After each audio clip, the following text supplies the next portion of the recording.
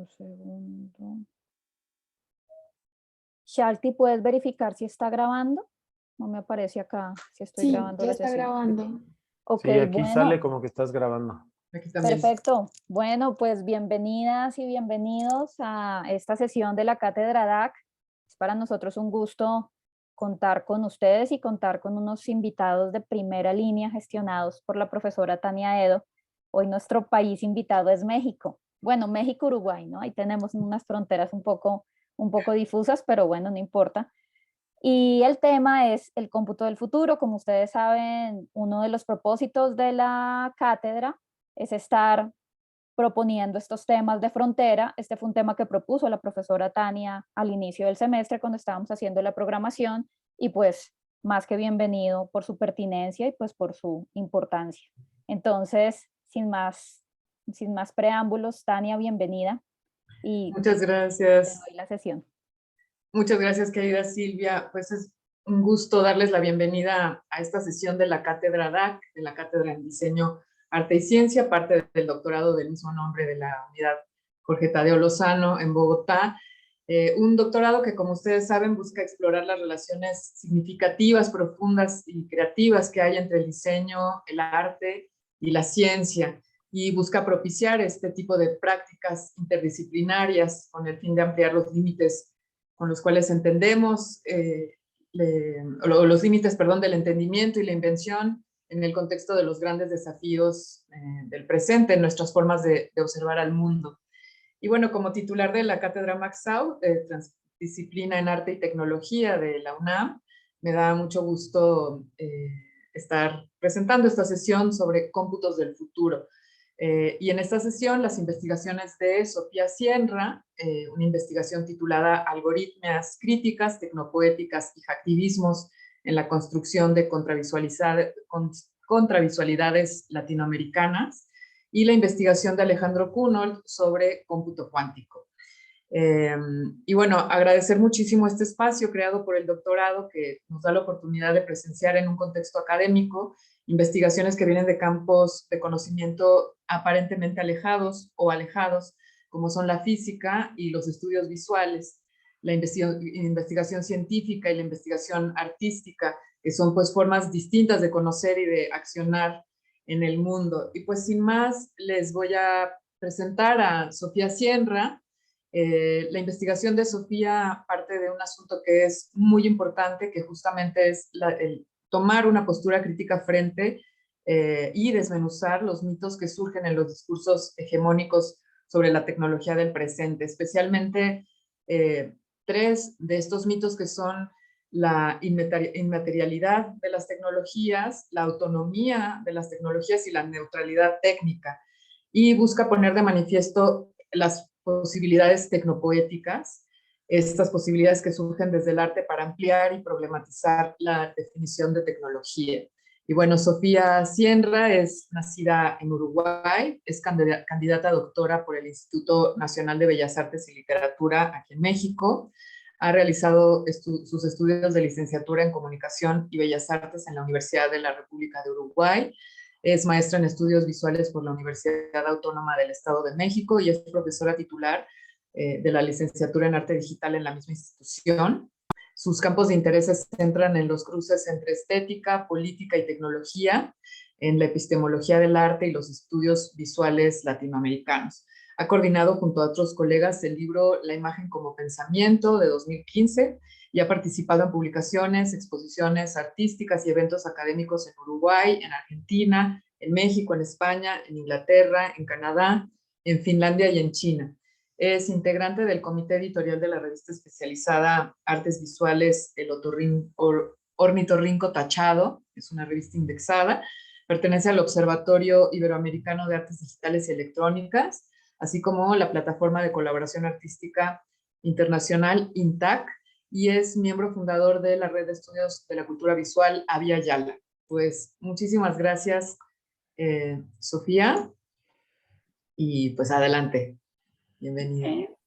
Vale, muchas gracias, Tania, también a Silvia por la invitación y a todas las personas que están aquí, a Alejandro, también a Sofía y a las demás personas presentes. Voy a compartir pantalla para iniciar con la presentación.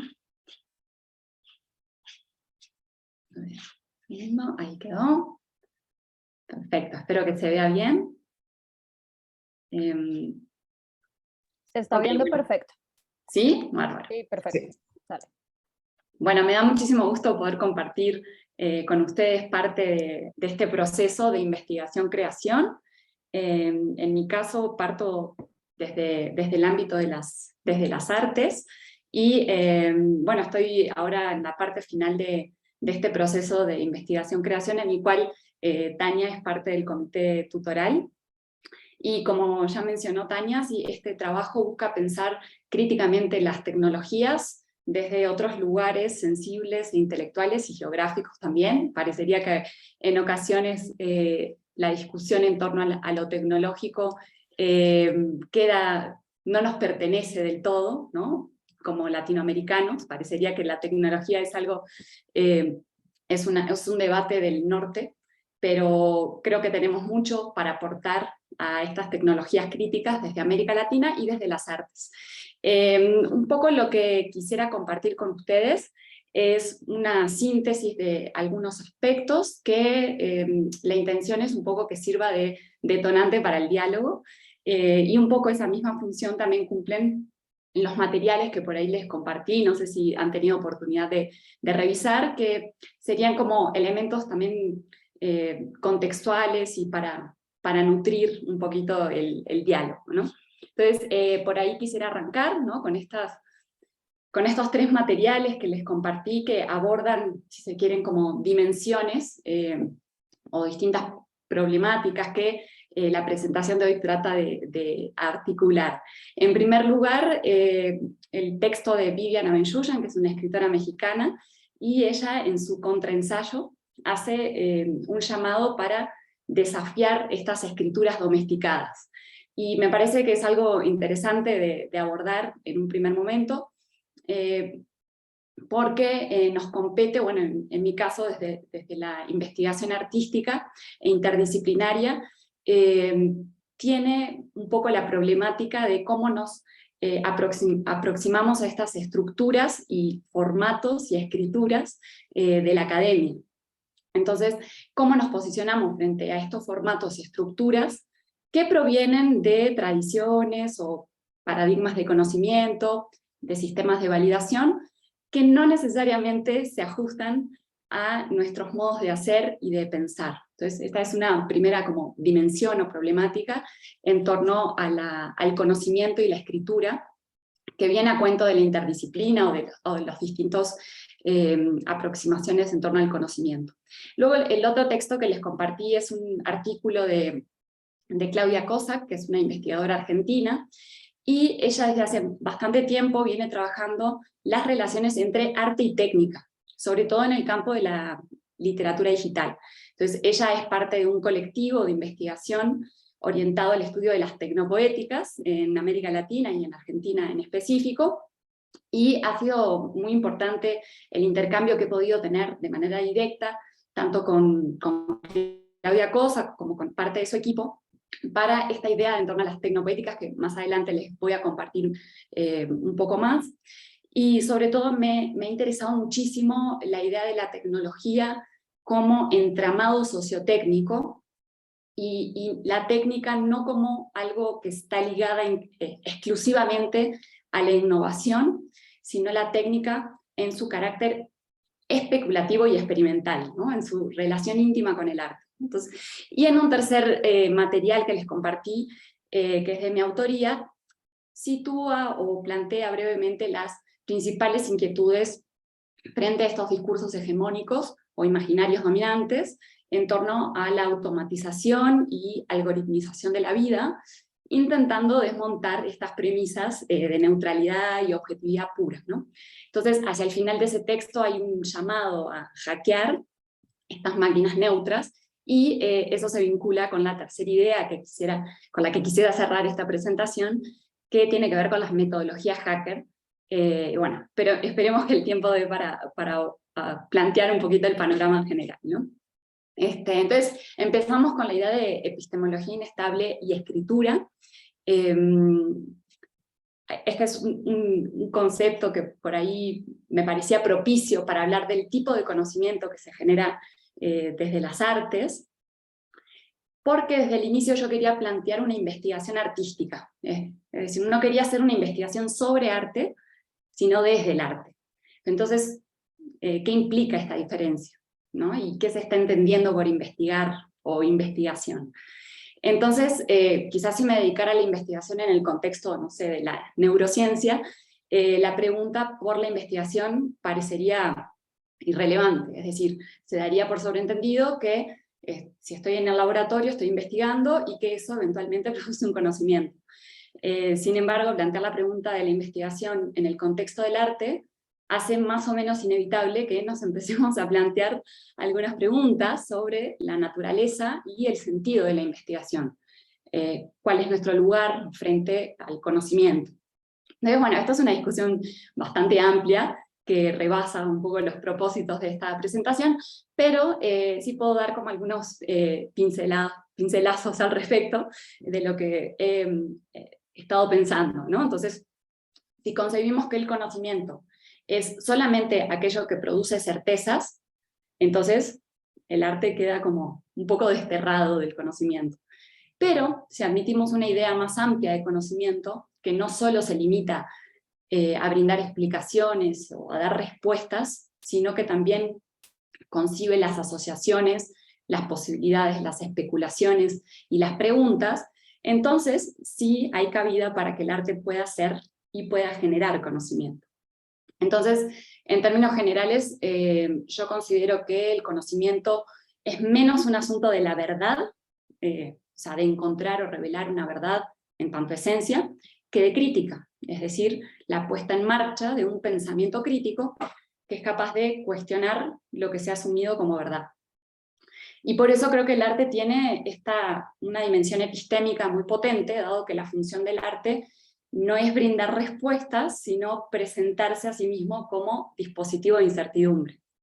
Entonces, en esta idea del conocimiento inestable, la epistemología inestable, es una aproximación constructivista, en el sentido de que el conocimiento no se descubre, sino que se construye, que existe conocimiento tanto en las respuestas o en las certezas, así como en las preguntas o en las incertidumbres, y que el conocimiento no es solo un saber estable, sino que podemos concebirlo como una serie de procesos que involucran otros verbos, digamos, ¿no? Como problematizar, desmantelar, metaforizar, deconstruir o reinterpretar la realidad, y que ya van más allá de estas otras acciones como comprobar, predecir, demostrar, ¿no? Sino que ya implicarían también otro universo, otra serie de acciones posibles como parte del conocimiento, ¿no?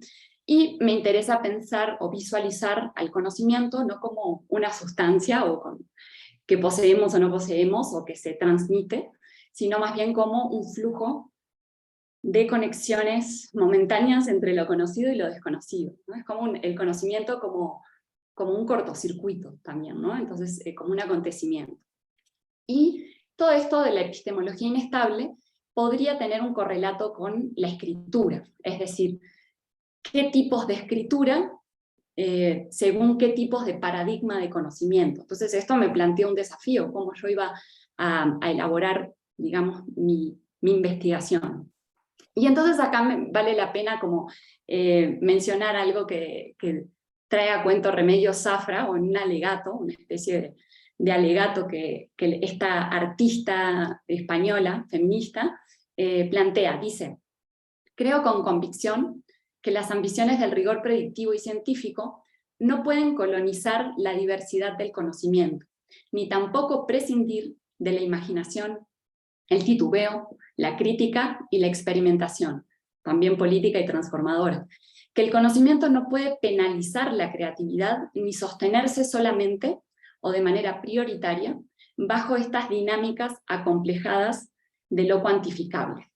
Entonces, por supuesto, Remedios Zafra en este libro arremete contra estas estructuras academicistas que han cooptado la producción del saber y que de alguna manera en esta burocratización y en este simulacro del que es presa buena parte del sistema académico, se obstaculiza el desarrollo del pensamiento y se excluyen otras formas del saber que quizás históricamente han sido menospreciadas o desprestigiadas, ¿no? Entonces, hay una relación, o me interesa ver la relación entre el conocimiento y la escritura, ¿no? Entre aquello que es formateable o no formateable, o legitimado dentro del ámbito del conocimiento, o del contexto académico, ¿no? Entonces ahí viene a cuento también lo que planteaba Vivian Abenschuyan en su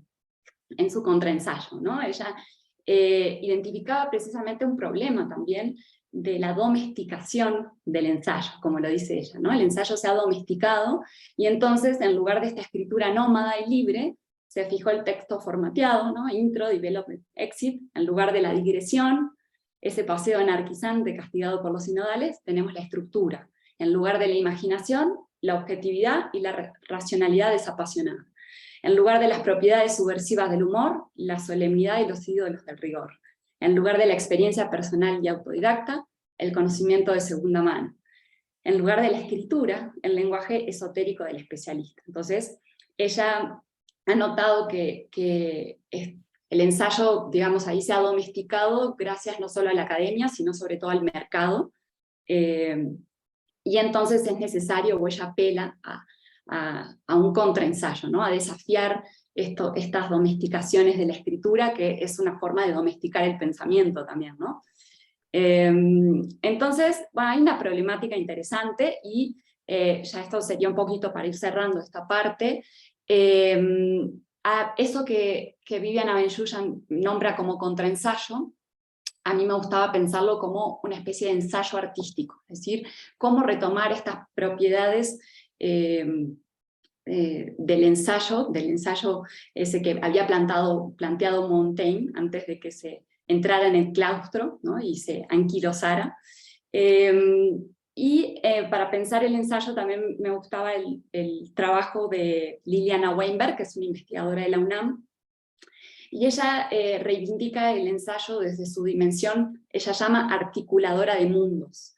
El ensayo teje y entreteje sensibilidades y estructuras de pensamiento de una cultura, y ella dice que en el caso del ensayo estamos en presencia del acto mismo del pensar. Entonces, me gustaba entender esta idea del ensayo como ensayar el pensamiento a través de la escritura, y entonces pensaba el ensayo como un ámbito metodológico también, la escritura no solo como una redacción instrumental, de escribo para comunicar lo que he pensado o lo que he investigado, sino que en la escritura acontece la investigación.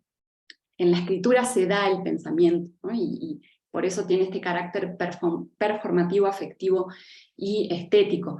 Es decir, uno no escribe cuando uno ya sabe lo que quiere decir, sino que uno escribe para saber qué quiere decir, ¿no? Entonces, en ese sentido, si pensamos cuál es el laboratorio de investigación del artista, bueno, uno de los laboratorios podría ser el propio campo escritural, ¿no? Entonces, eso me parece interesante. Y ahora vamos a una segunda parte, espero no hablar muy rápido, pero bueno, capaz que es demasiado lo que quiero compartir con ustedes, en todo caso ya me dirán si alguno de los asuntos podemos platicar con detenimiento. La segunda parte tiene que ver con esta cuestión de la tecnología y las tecnopoéticas. Me gustaba pensar en una concepción ampliada de tecnología, no como sinónimo de herramienta o de dispositivo, es decir, no en un sentido restringido, sino en un sentido de entramado sociotécnico, que es un poco lo que en el texto de Claudia Kozak ella plantea, ¿no? Esta matriz contenedora más que dispositivos singulares, ¿no? La tecnología no necesariamente relacionada con la cultura digital, la tecnología no necesariamente relacionada con la informática, ni con la innovación o con la tecnología de punta, la nueva tecnología. Es decir, tecnología como algo predigital, ampliar el rango temporal y conceptual de la tecnología, en tanto formas de exteriorización de nuestras capacidades, por ejemplo, incluyendo el lenguaje, ¿no? Pensar que el lenguaje también es una tecnología. Y sobre todo, la tecnología en esta concepción ampliada y como entramado sociotécnico plantea que la tecnología no es objetiva ni neutral, sino que es ideológica, en tanto dimensión de lo humano. La tecnología es ideología también, ¿no? Entonces, eso viene a aportar a las discusiones en torno a la automatización, y la algoritmización o el dataísmo, ¿no? Como este acceso puro y transparente a la realidad a través de la matemática, poner en crisis un poco esta idea de este acceso transparente a la realidad, sino que estas automatizaciones se ven permeadas también por el propio carácter ideológico de quien plantea esa aproximación, ¿no? ¿A qué intereses sirve? ¿Bajo qué premisas se realiza? Etcétera, ¿no? Entonces, esto me parece muy, muy importante porque una de las principales tareas creo que nos competen, en tanto habitantes del siglo XXI, es repolitizar la tecnología, ¿no? Que no aparezca como un ámbito desideologizado, sino por lo contrario. Entonces, aquí traigo una pequeña cita de Eugenio Ticelli. Ahí no se alcanza, no sé por qué quedó así, pero bueno. Eugenio Ticelli, que también es integrante de la Cátedra Max Aub de México, él dice, ¿no?, algo muy interesante, que esta percepción determinista de que la tecnología es autónoma, neutral e independiente de contextos sociales, ha sobrevivido gracias a reencarnaciones sucesivas, tales como la tecnocracia o el racionalismo tecnológico.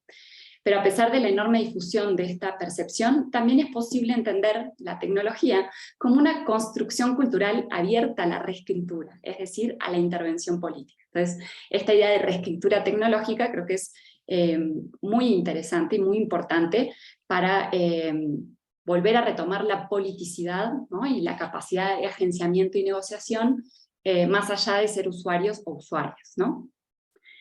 Otro elemento que también surge del texto de Claudia Cossack es la relación entre técnica y poética. Y ella distingue ahí esta falsa oposición en donde se establece la técnica como puro cálculo y el arte como lo opuesto, como creación libre. Ella va a decir que esto es una falsa oposición, ¿no? Que el sentido hegemónico de la técnica ha derivado en este carácter instrumental, ¿no?, de eficacia y rendimiento, pero ese sentido hegemónico no es lo único, ¿no? La técnica, en tanto un producir abierto al saber, plantea también una dimensión abierta y experimental. Entonces, esto es interesante porque a veces nos es difícil pensar la técnica o la tecnología por fuera de estos parámetros instrumentales y más allá de presupuestos capitalistas, pero también es importante ampliar un poco el panorama, ¿no? Y bueno, finalmente, un poco como vamos de tiempo, para introducir esta idea de tecnopoéticas, dice Claudia Cossack, ¿no? Arte y tecnología siempre comparten mundo, puesto que ambos pueden entenderse como regímenes de experimentación de lo sensible y potencias de creación. Pero no todas las zonas del arte ponen de relieve esta confluencia. Tecnopoéticas, arte tecnológico, poéticas tecnológicas, son algunos de los nombres para las zonas del arte que sí lo hacen. Y bueno, precisamente en el trabajo que yo realizo, me dedico a estudiar las tecnopoéticas de América Latina, sobre todo aquellas que tienen un carácter desviacional, o digamos, no aquellas que son celebratorias o acríticas, en el sentido de utilizar ciertas tecnologías como en una función, digamos, del espectáculo, sino aquellas que son capaces de reflexionar sobre su propia tecnicidad, ¿no? Y que esas son un poquito las tecnopoéticas en esta dimensión crítica que a mí me ha interesado abordar, ¿no? Ya para cerrar y ver algún ejemplo de lo que les quiero mostrar, de algunas de las prácticas, me quería centrar en las metodologías hacker en América Latina, porque creo que se entreteje bastante bien con esto que hemos estado viendo también de las escrituras, de las metodologías y de la tecnología un entendimiento ampliado, ¿no? Entonces, para ello quería empezar diciendo, bueno, pero ¿qué no es un hacker? ¿No? También porque hay muchas ideas en torno a este término.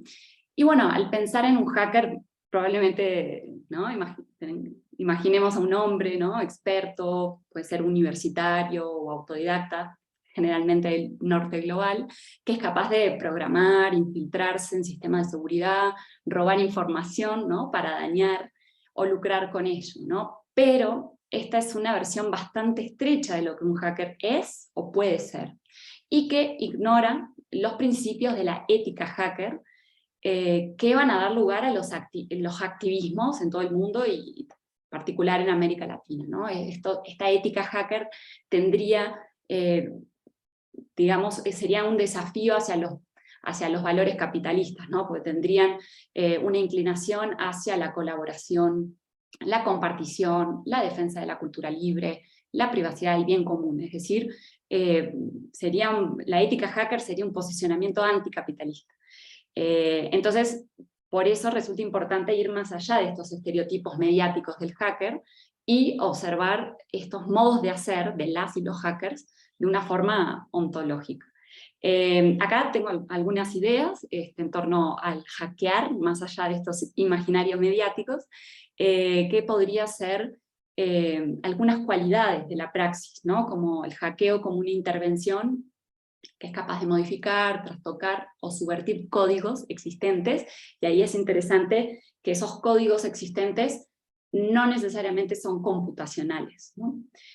Más allá de lo informático, estrictamente, podemos tener irrupciones en el sistema que están movidas, ¿no? Por la creatividad, la curiosidad, la necesidad y el ingenio popular, y que de alguna manera están desmontando estos saberes expertos, ¿no? Entonces vamos a ver algunos hackeos cotidianos que ponen en juego estas irrupciones en el sistema. Y hackear se refiere a modos de hacer que surgen de la necesidad de entender cómo funcionan las cosas, y no ser simplemente usuarios o usuarias frente a lo que se nos da, ¿no? Entonces acá venía un concepto que me parece súper interesante, que es el de desobediencia tecnológica. Esto lo plantea Ernesto Rosa, que es un artista, un diseñador industrial cubano, y esta es una página web que tiene un archivo muy interesante que él hizo durante muchos años. Y claro, él estudió diseño industrial, y cuando salió en los años 90 se encontró que Cuba prácticamente no tenía industria, ¿no? Y era muy difícil encontrar o producir objetos nuevos. Entonces él empezó a observar estos artefactos reensamblados, o lo que él llama objetos reinventados, muchos de los cuales estaban utilizando ya no por segunda vez, sino por tercera, cuarta o quinta vez. Entonces él se dedica a hacer un estudio a lo largo y ancho de Cuba, y viendo cómo la gente utiliza y adapta y reensambla objetos, y él va a generar un archivo de los objetos de la necesidad, que le llama, ¿no? Para mostrar la creatividad resiliente de la población cubana. Y uno de los estudios uno de los objetos que más le llaman la atención son los riquimbilis, que son como bicicletas motorizadas, que están hechas a partir de sistemas de fumigación y motosierras, ¿no? Y ahí el artista narra que a partir de la investigación con los riquimbilis, da con el concepto de desobediencia tecnológica, y él dice que le servía para sintetizar cómo se estaban comportando los cubanos frente a las tecnologías, y cómo no estaban respetando los criterios de autoridad que tienen los objetos contemporáneos, ¿no? Entonces, podríamos decir que lo que vemos son usos y aplicaciones inéditas, ¿no? Más allá de lo que se ha previsto desde una dimensión estratégica del diseño. Hay un agenciamiento, una aproximación táctica, ¿no? de la propia población. Entonces la desobediencia tecnológica radica, por un lado, en la prolongación de la vida útil de los objetos, es decir, se desafía la obsolescencia programada, que es la base, digamos, del sistema industrial y sistema de consumo actual, la caducidad inducida de los objetos. Entonces el hecho de reusar algo es un poco rebelarse, ¿no?, frente a esta estructura de obsolescencia programada. Y por el otro lado, la apertura y la irrupción de los artefactos sellados, patentados, protegidos por el sistema de derechos de autor privativo, ¿no? Entonces, ya me voy acercando al final, pero bueno, quería mostrarles también acá, un poco en la misma línea de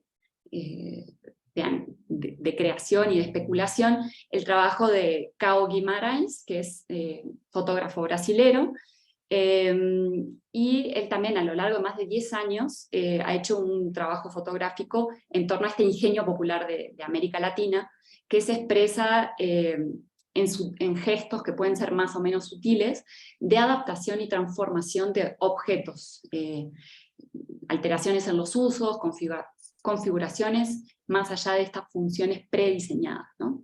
Entonces le interesa como esta resignificación de los objetos por las personas, como la contracara de un modelo económico basado en la explotación, la obsolescencia y el desecho, ¿no? Entonces, muchos de estos gestos creo que nos resultan familiares, no sé a ustedes, pero bueno, en Brasil se llaman gambiarras, y refiere precisamente a estos usos informales y soluciones tecnológicas de la vida diaria.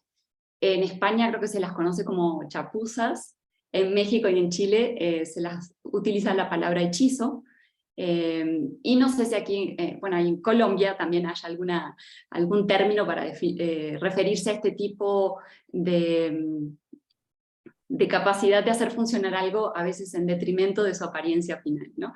Entonces me gustaba esta idea de las gambiarras, porque en Brasil también se desarrolló la idea de la gambiología, ¿no?, como una especie de ciencia, y de los gambiólogos como una profesión, ¿no? Entonces hay un colectivo que se llama Gambiología Collective, que desde hace muchos años se dedica a la electrónica artesanal, y busca transformar todo este repertorio en lo que ellos llaman una ciencia de combate, en donde promueven talleres, intervenciones urbanas, exposiciones y debates para estimular el uso y la reinvención de objetos rotos, obsoletos o descartados. Entonces, a mí me interesa que esto tiene algo de improvisación y de especulación, con las combinaciones y las posibilidades de existencia, que en este caso no responden ni siquiera a una funcionalidad o utilidad específica, ¿no? Entonces, un poco ya a modo de ir concluyendo, tirando algunas ideas finales, a mí me interesa pensar estas metodologías hacker como una estética y una política de la profanación. Tanto las metodologías hacker y las desobediencias tecnológicas, en este sentido quizá gambeniano de la profanación, ¿no? Si, digamos, la profanación se opone a lo sagrado, ¿no? Lo sagrado es aquello que no puede ser utilizado, ni vendido, ni prestado, que se encuentra indisponible. Lo que hace la profanación es volver a restituir al uso libre de hombres y mujeres aquello que ha sido quitado, ¿no? Entonces, a mí me parece interesante pensar las metodologías hacker, la profanación en este contexto, como formas de hackeo, de copia, de compartición, de pirateo, de remixeo, que vulneran esta idea de sacralidad autoral y propietaria, que promueve la sociedad de consumo y que vuelve indisponible muchas veces el que podamos hacer o compartir o ciertas cosas, ¿no? Entonces, un poco ya a modo de ideas de cierre, me interesan como desde esta estética y política de la profanación, las metodologías hacker como aquello que tiene la capacidad de infiltrarse en entornos simbólicos e imaginarios producidos y programados culturalmente para propiciar reescrituras, agenciamientos y aplicaciones inéditas, como aquello que rebasan el campo de la computación y ponen en crisis la sacralización autoral y la superioridad de los saberes expertos, y aquello que desborda la utilidad hegemónica y o subvierte radicalmente las propias categorías de funcionalidad y rendimiento a partir de la especulación con y creación de objetos inútiles. Entonces, bueno, sería a grandes rasgos la presentación que les quería compartir. Creo que fui muy obediente en realidad porque ya son 30 minutos, así que bueno, quedo en todo caso abierta para compartir algunas ideas hacia el final. Muchas gracias, Sofía. Pues si les parece, como en las otras sesiones, dejamos las preguntas para después de la siguiente presentación. Entonces, bueno, pues si quieren vayan pensando qué quieren preguntar a Sofía. Yo también pensaré una pregunta. Y bueno, pues es un gusto presentarles ahora a Alejandro Kunol. Él nació también en Uruguay, esto fue una coincidencia, en 1969, radica en México desde 1979, hizo la licenciatura en Ingeniería Física en la UAM en México y la maestría y el doctorado en Ciencias Física en el Instituto de Física en la UNAM. Ha hecho algunas estancias científicas, como una que hizo en INSA en Toulouse y en los Laboratorios Nacionales de Sandia en Nuevo México, en Estados Unidos. Su campo de interés son los campos de la física matemática, espintrónica, materiales de Dirac bidimensionales e información cuántica. Recientemente ha publicado trabajos relacionados con la dinámica del spin en neutrinos diluidos, la evolución cuántica por medio de métodos basados en las álgebras de Lie e interacción de la luz con materiales de Dirac bidimensionales. Trabaja actualmente en un algoritmo cuántico que sirve para determinar la evolución temporal de sistemas de dos niveles. Bueno, pues con mucho gusto los dejo aquí con Alejandro Kunol. Gracias, Alex. A ver,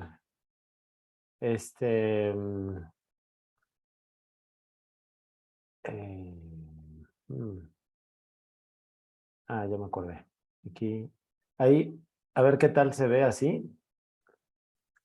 ¿Sí se Así ve se bien? ve completo. Muy bien. Perfecto. Pues, muchas gracias, Silvia y Tania. Supongo que ustedes dos son las que lo están organizando. Pues muchas gracias y gracias a Sofía por compartir el espacio conmigo y a todos los que están escuchando ahorita. ¿Cuántas casualidades? Es curioso lo que pasa con los uruguayos, pero solo somos 3 millones y pico, y quién sabe cómo hacemos, pero logramos encontrarnos.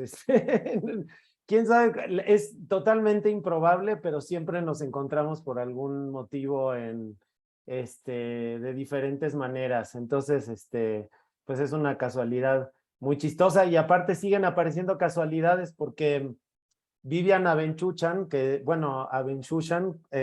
tú mencionabas mucho en tu plática, resulta que fue compañera de escuela mía. Ahorita, mientras tú estabas hablando de ella, la puse en internet para ver si era la misma persona, y es la misma persona. Entonces, un chorro de casualidades. Eso siempre es bueno. Bueno, pues yo les quería hablar de los algoritmos cuánticos, que es un tema que me apasiona y con el que he empezado a trabajar hace como unos 2 años, más o menos. Híjole, van a sentir un contraste tremendo entre lo que habló Sofía y lo que voy a hablar yo, pero bueno, está bien, supongo que les va a hacer bien. Entonces, a mí desde siempre me han encantado las computadoras, siempre me han parecido como una herramienta impresionante, y no solo como una herramienta, sino algo muy divertido. Eso que están viendo ahí es una Atari 1200 XL, fue mi primer computadora. De hecho, cuando yo era niño en los 80s, yo pensaba que nunca iba a tener una computadora. Y resultó que sí, era muy difícil. En México no había tratado de libre comercio todavía. Entonces era muy difícil comprar cosas hechas en Estados Unidos. Pero bueno, enloquecí a mi papá hasta que, con ahorros que tenía de mis abuelitos y en fin, un montón de cosas. Mi papá tenía un amigo que era piloto, entonces el piloto fue y la compró en Estados Unidos y me la trajo, y finalmente tuve esta computadora que está aquí. Que fue mi primer computadora. No tenía disco duro, por supuesto, tenía 64 kilobytes de memoria, o sea, como un 10,000 millonésimo de lo que tiene la laptop en la que estoy hablando ahora. Y en fin, y con la computadora cuántica he como vuelto a experimentar la misma sensación que tuve cuando tuve esta primera computadora y tuve el poder de escribir programas y resolver problemas de matemáticas, hacer juegos de video, realmente fue una cosa muy divertida. Y cuando hace muy poquito empecé a estudiar computación cuántica nada más para tratar de entender de qué se trataba, y me topé con la página de IBM, que le permite a uno abrir una cuenta y probar sus programas en la computadora de IBM, que es una computadora un poquito limitada, o sea, la que le dejan usar a uno gratis es un poco limitada, y ustedes están viendo ahora en la página la página web de Quantum Experience de IBM, ¿no? Google tiene una parecida, en fin, hay varias. Y entonces cuando me enteré que podía correr los programas de una computadora cuántica, regresé a la adolescencia a los 14 años, como cuando me trajeron mi Atari 1200 XL. Bueno, yo he trabajado en varios temas. He trabajado en superconductividad, defectos intersticiales de galio. Los defectos intersticiales de galio, eventualmente yo pensaba que se podían utilizar para hacer una computadora cuántica, luego resultó que no. Entonces, digamos, lo seguí utilizando para otras cosas. Luego en materiales bidimensionales de Dirac, el grafeno, que seguramente lo han escuchado hablar, que es un material muy común, es como carbono bidimensional que tiene unas propiedades impresionantes, con muchas aplicaciones. Es algo en lo que también trabajo. Y la figura esa de colores que ven hasta la derecha, hasta abajo, es evolución cuántica con álgebras de Lie, que básicamente es cómo los sistemas cuánticos evolucionan en el tiempo, y hay veces que es muy difícil de calcular. Entonces nosotros inventamos una técnica con álgebras de Lie que lo hace bastante fácil. Y bueno, bastante fácil no, pero por lo menos lo hace posible, ¿no? Y lo más reciente que hago son algoritmos cuánticos. En la parte de arriba pueden ver el algoritmo de Shor, que ahorita les voy a explicar un poquito qué es. Y lo que ven abajo es mi algoritmo, que al final les cuento de qué se trata, ¿no? Y si se fijan, son, digamos, esta notación que hay para describir los algoritmos cuánticos es muy bonita, parece como si fueran partituras de música, ¿no? Bueno, el mío no tanto, se ven como cajas, pero lo que pasa es que no se ve qué hay en el interior de las cajas, y en el interior de cada cajita de color rosa o morado que ven ahí, pues hay un montón de cosas más. Entonces, en fin. Bueno, entonces, ¿por qué computación cuántica, no? Pues ha habido una explosión en la fabricación de computadoras cuánticas. Es impresionante. Desde que yo empecé al principio de la pandemia a estudiar sobre computación cuántica, pues han aparecido un montón de computadoras cuánticas. Está la de Google, que pueden ver a la izquierda. El señor de la izquierda es el CEO de Google, y el otro, no sé, es un técnico de la computadora cuántica, supongo. A la derecha pueden ver la de IBM. Si se fijan, son un poco parecidas porque funcionan más o menos de la misma manera. A la izquierda ahora ven una de Honeywell, que funciona de una manera completamente diferente. La de Google y la de IBM funcionan con unas cosas que se llaman uniones Josephson, que son dos superconductores y en medio les ponen un óxido, y eso hace que la corriente eléctrica se cuantice, y entonces sirven como, o sea, se pueden producir estados cuánticos en estos materiales. La de Honeywell, en cambio, utiliza un átomo que se mete adentro de una cavidad como esta que ven aquí, esta ventanita que ven aquí. Eso está al vacío, y por medio de haces de luz se controlan los estados cuánticos de los átomos, de los átomos que meten adentro de ese sistema. Y luego por medio de otros haces de luz se puede medir en qué estado cuántico están. En Australia también hay otra implementación de una computadora cuántica. Este es con unos pues son como unos transistores, pero que tienen unas impurezas de fósforo, y son los estados cuánticos en las impurezas de fósforo los que se controlan a través de, pues, de ondas de radiofrecuencia, de microondas, pues, como las del celular, y bueno, y luego se pueden medir, porque como es un transistor, entonces le pasan una corriente y se puede checar en qué estado cuántico está el sistema. Y aquí hay otra que es curiosa, que es, además, no sé si se fijaron, pero todas las demás son gigantescas, ¿no? Son como unos, la de Google y la de IBM parecen como candiles, ¿no? En realidad todo eso va dentro de una caja, va dentro de un como Dewar, ¿no? Un termo que las mantiene muy frías para que los estados cuánticos no se degeneren. Y esta de aquí está muy interesante porque funciona con vacancias negativas en diamante. Entonces funciona a temperatura ambiente. Entonces por eso la cajita es tan chiquita. Si se fijan, la caja de la izquierda es la computadora cuántica, la caja de la derecha es pues una laptop común y corriente. Digamos, el cálculo cuántico ocurre en la caja de la izquierda, ¿no? Pero esa es a temperatura ambiente. Si se fijan, es bastante chiquita.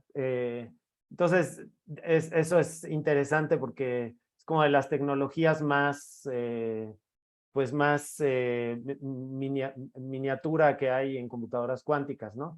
Bueno, luego tienen otra compañía que se llama D-Wave, que básicamente la computadora esta funciona muy parecido a la de IBM y la de Google, con superconductores. Y luego otra propuesta también interesante es esta que tienen aquí a la derecha en el laboratorio Max Planck, que es una computadora que funciona con estados cuánticos topológicos. Eso lo que quiere decir, el problema con las computadoras cuánticas es que los estados cuánticos son muy frágiles y todo los destruye o hacen que, digamos, se conviertan en alguna cosa en particular. Entonces, para mantener los estados cuánticos en general hay que tener al sistema a una temperatura muy baja. En fin, hay que tener toda una serie de precauciones, ¿no? Hay que aislar al sistema con campos electromagnéticos, hay que hacer una cantidad de cosas impresionantes. En cambio, los estados topológicos son muy robustos porque dependen de la topología, ¿no? O sea, que dependen como de la forma de las cosas. Entonces, si uno logra generar un estado topológico, el estado topológico es muy robusto. Entonces, esa es una propuesta interesante también. Bueno, y así como esas, hay otras 1000 propuestas. Salen compañías de computación cuántica todos los días. Yo tengo una alerta prendida en Google y es impresionante la cantidad de propuestas que salen, ¿no? Bueno, la idea de la computación cuántica surgió, bueno, sí, digamos, el mito más común es que fue por culpa de este cuate que ven aquí, que se llama Richard Feynman, que es un físico muy famoso. Es muy famoso porque tenía una manera muy particular de explicar las cosas y aparte era, como, pues, no sé, era un poco rebelde, ¿no? Por ejemplo, trabajaba en un club de strippers, o sea, se llevaba sus notas a un club de strippers y trabajaba en el club de strippers. Hay una anécdota muy chistosa de que en algún momento quisieron cerrar el club de strippers, entonces las strippers hicieron una manifestación con pancartas y Feynman se les unió, ¿no? Entonces era un cuate que tenía como, pues era muy particular, pues.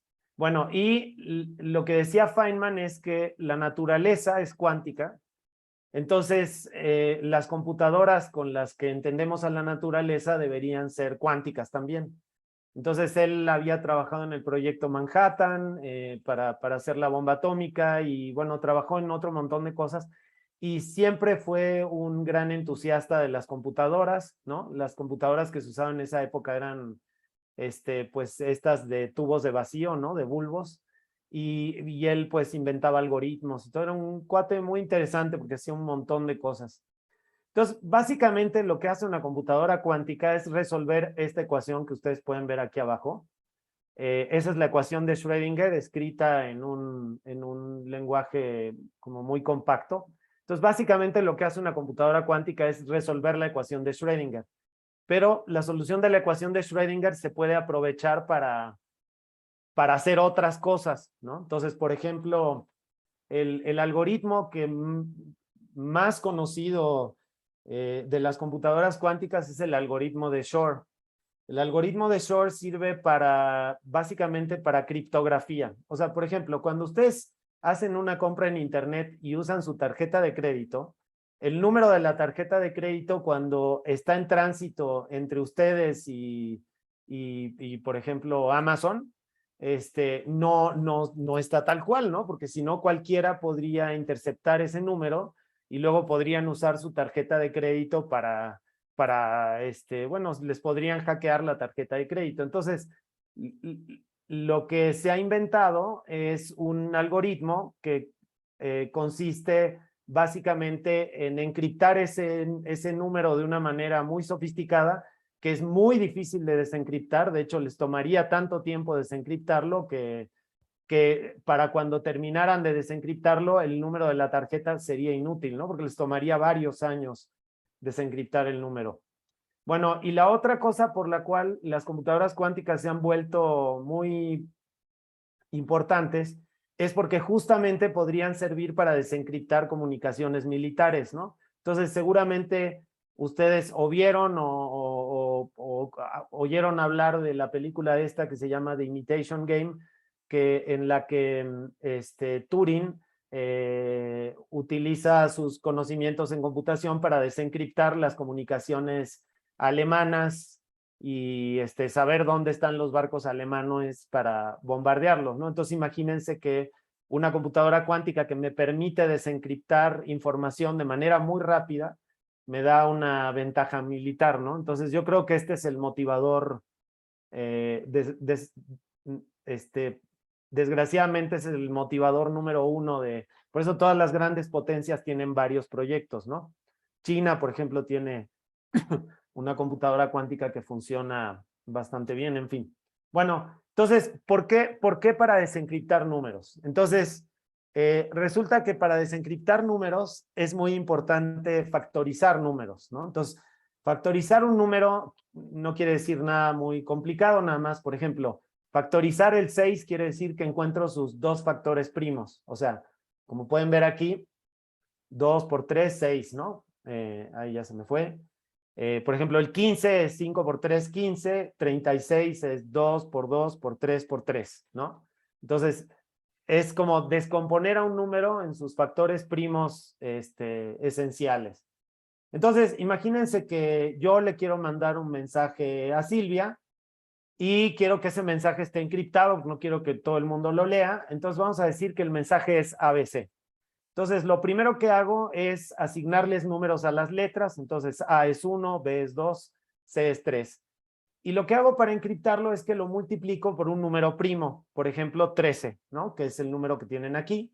Entonces, mi mensaje para Silvia, que originalmente era 1, 2, 3, que se leía como ABC, ahora se convierte en 13, 26, 39.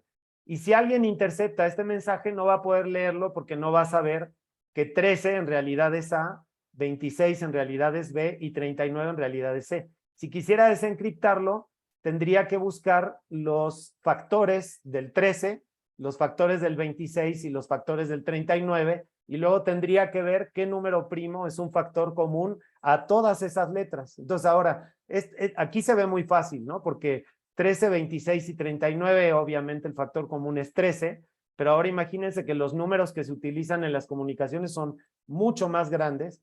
Entonces uno ve unos números rarísimos y no sabe de dónde viene ese mensaje, ¿no? Ni qué quiere decir. Entonces, cuando Silvia recibe mi mensaje, lo que va a ver es 13, 26, 39 dividido entre 13, 1, 2, 3, y Silvia va a decir, 1 es A, 2 es B y 3 es C. ¿Cómo sabe Silvia qué es eso? Bueno, porque Silvia recibió la llave, que es el número 13, que le dice cómo desencriptar el número. Entonces, si Silvia no tiene la llave, no puede desencriptar el mensaje. Entonces, en general, nadie tendría ese mensaje, ¿no?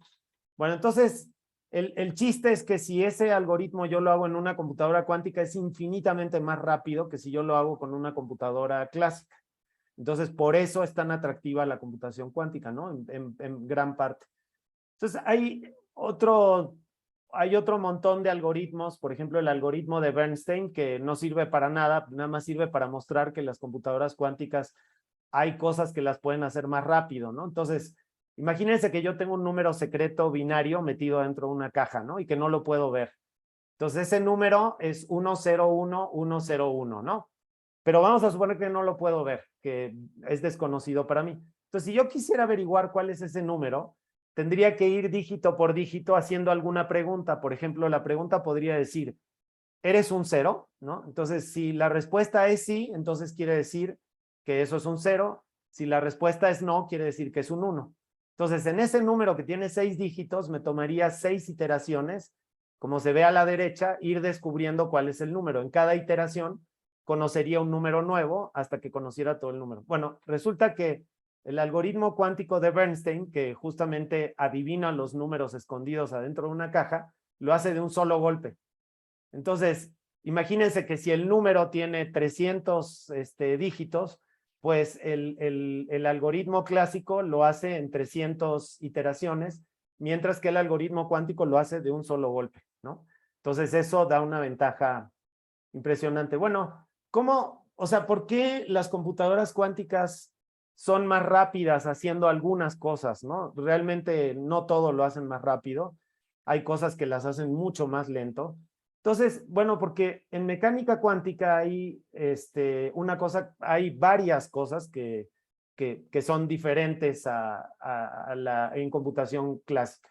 En computación clásica, por ejemplo, la letra A es en realidad un número en código ASCII, que ahorita no me acuerdo cuál es, pero es un número, y ese número yo lo puedo convertir en un número binario, que finalmente son unos y ceros, ¿no?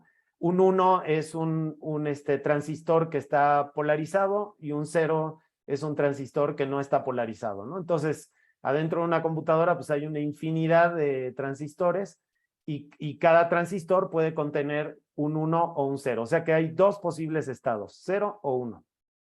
Y en computación cuántica es muy diferente. En computación cuántica lo que se usan son los estados cuánticos. De hecho, se trata de utilizar en la computación cuántica, digamos, más normal que hay, se utilizan dos estados cuánticos y generalmente se les llama 0 y 1, pero se les podría llamar prendido y apagado, se les podría llamar azul y rojo, se podría llamar de cualquier manera, pues se les llama 0 y 1, ¿no? Y lo que ocurre es que realmente una partícula puede estar en estado 0 o puede estar en el estado 1, o por ejemplo en la computadora de Google, un superconductor puede tener una corriente en el estado 0 o puede tener una corriente en el estado 1. Pero hay una diferencia que es crucial, que además de estar en el estado 0 y en el estado 1, pueden estar en una combinación lineal. Esto se llama combinación lineal, no es más que la suma de dos estados diferentes.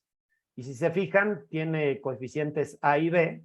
El coeficiente A lo que quiere estar relacionado con la probabilidad de que ese estado realmente esté en el estado 0, y el coeficiente B tiene que ver con la probabilidad de que esté en el estado 1, ¿no? Entonces ahí abajo les puse A cuadrada igual a un medio y B cuadrada igual a un medio. Eso quiere decir que tiene 50% de probabilidad de estar en 0 y 50% de probabilidad de estar en 1, ¿no? Entonces, esto hace que se puedan hacer cosas que en las computadoras normales no se puedan hacer, ¿no? Entonces, el ejemplo típico de la superposición, que es lo que les acabo de decir, es el gato de Schrödinger, que es muy famoso. Entonces, a la derecha, lo que pueden ver es que el gato de Schrödinger está metido adentro de una caja, y en la caja hay un sistema cuántico que puede estar en el estado 0 y 1. Si el sistema cuántico está en el estado 0, el martillo rompe el frasco ese que tiene veneno y el gato se muere. Y si el estado cuántico es 1, entonces el martillo no rompe nada y el gato está vivo, ¿no? Entonces Schrödinger, un poco en broma, decía que el estado cuántico de un gato era como lo que ven aquí a la derecha, ¿no? Que es el gato está medio vivo y medio muerto para alguien que ve las cosas desde afuera de la caja, ¿no? Bueno, y el gato de Schrödinger se ha utilizado para explicar un montón, bueno, digamos como metáfora de un montón de cosas que pasan en la vida, que muchas veces no tienen nada que ver con el gato de Schrödinger, pero bueno. Y otra cosa importante que puede ocurrir en una computadora cuántica es el enredamiento. Entonces, el enredamiento se puede explicar de una manera más o menos simple. Imagínense que yo tengo dos canicas como las que pueden ver en esa figura, una azul y una verde. Entonces, yo me guardo una azul, ¿no? Y le doy la verde a Silvia. Silvia se regresa a Colombia o yo me regreso a México, pero sin saber realmente qué canica tengo yo en el bolsillo. Entonces, en el momento en el que yo meto la mano en el bolsillo y saco la canica, por ejemplo, si me doy cuenta de que yo tengo la azul, entonces eso quiere decir que Silvia va a tener la verde, ¿no? Entonces, inmediatamente me doy cuenta de que Silvia tiene la otra. Entonces, este es un fenómeno clásico completamente normal. Ustedes lo pueden hacer con canicas o con lo que quieran, ¿no? Lo pueden, en fin, con cualquier cosa. El problema es que mecánica cuántica es un poquito más sofisticado porque no es solo azul y verde, sino que hay un montón de posibilidades. Por ejemplo, eso se puede probar con el spin.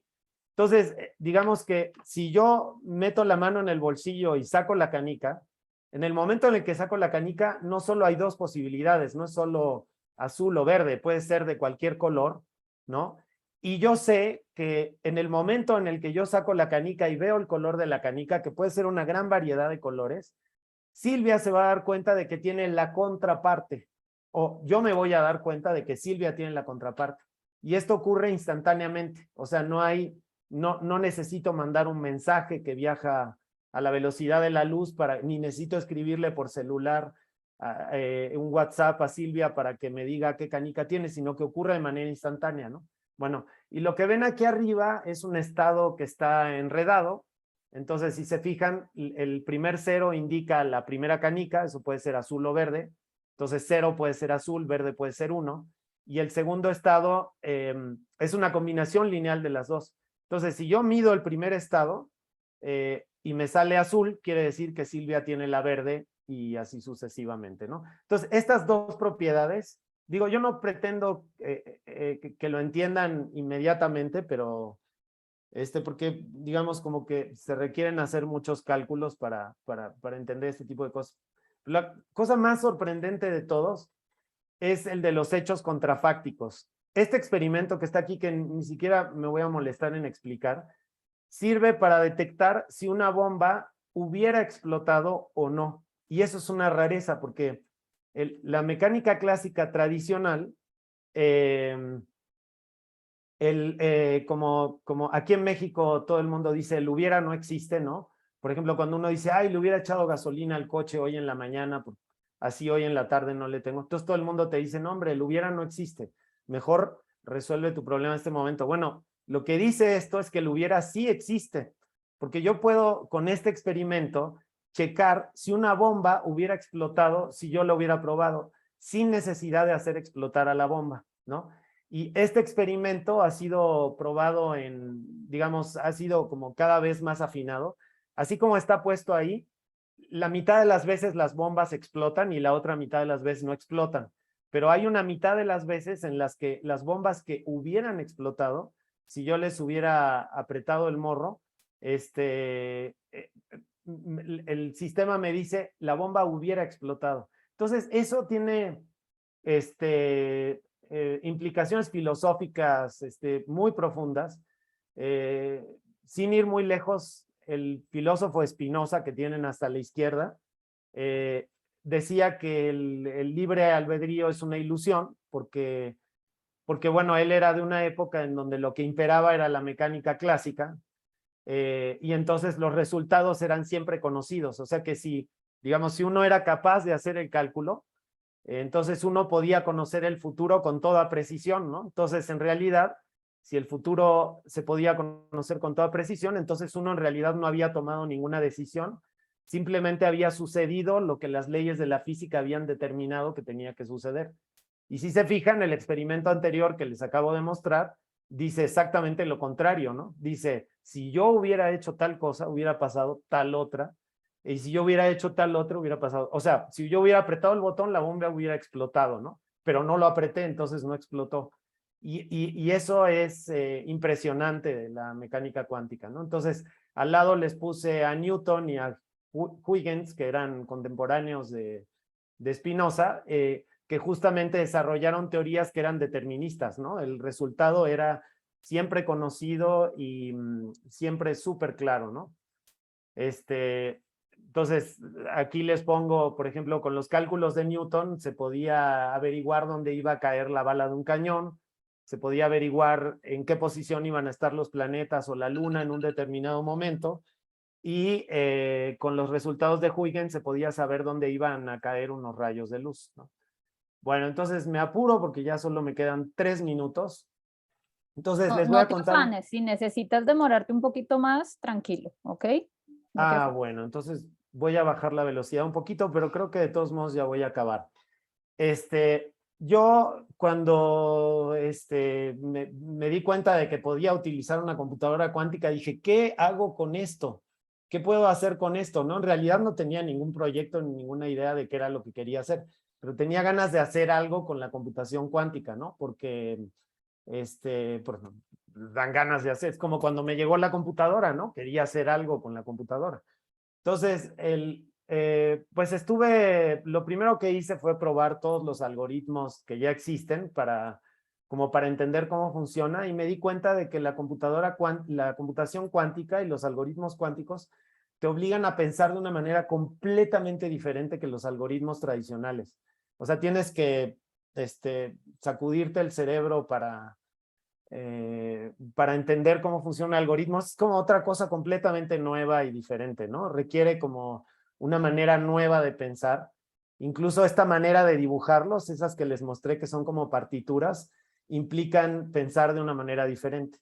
Entonces, lo que yo estoy tratando de hacer es resolver la ecuación de von Neumann, von Neumann es ese cuate que está ahí a la derecha, que parece que organizaba unas fiestas impresionantes en su casa, que eran, que todo el mundo quería ser invitado a sus fiestas porque eran divertidísimas, había comida, había alcohol, creo que él tocaba el piano, entonces eran una locura. Entonces, en fin. Entonces, la ecuación de von Neumann sirve como para describir la evolución temporal de un sistema cuántico, pero lo hace de una manera muy particular porque me permite tener en cuenta qué es lo que ocurre en el entorno, ¿no? Los sistemas cuánticos en general están como, cuando uno los estudia, están aislados de todo lo demás, porque si dejo que el entorno actúe sobre ellos, los distorsiona y es imposible saber cuál es el resultado, ¿no? Entonces, el problema es que las computadoras cuánticas más bien sirven para resolver la ecuación de Schrödinger, que es el cuate que está ahí hasta abajo a la derecha, es el que inventó el gato de Schrödinger. Y si se fijan, la ecuación de arriba tiene 4 términos, o sea, no me importa que entiendan los detalles, obviamente, pero la ecuación de arriba tiene 4 términos.